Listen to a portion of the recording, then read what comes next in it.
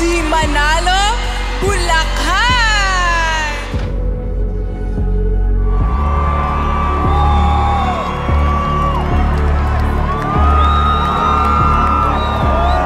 The moment of truth. Our Miss Universe Philippines 2024 is Bulacan!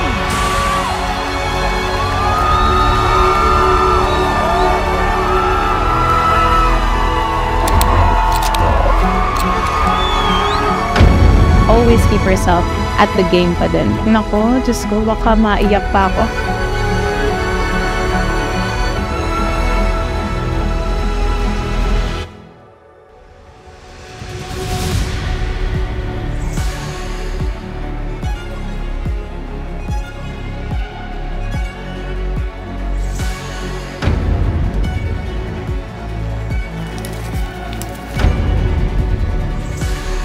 I do remember my first ever heels. Actually, isa lang yon.